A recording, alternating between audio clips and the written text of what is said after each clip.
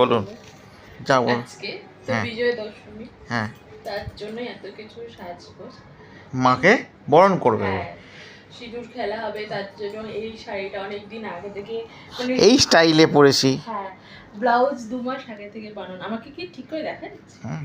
আচ্ছা, যাই হোক, শাড়ি পরে রেডি হয়ে যাওয়ার পর আজকে শোনা গেল যে ঠাকুর বিসর্জন হবে না আর কি। ওয়েদারের জন্য।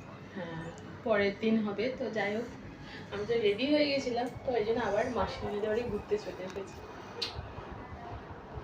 এই লুকটার জন্য কে আপনাকে হেল্প করেছে, কে কে? হ্যাঁ, কিন্তু খুব কষ্ট করে অনেকক্ষণ ধরে রেডি হয়েছি, না দুপুরবেলা ঘুমিয়ে টুমিয়ে, হ্যাঁ। যাই হোক বেকার হয়ে গেছে এই আর।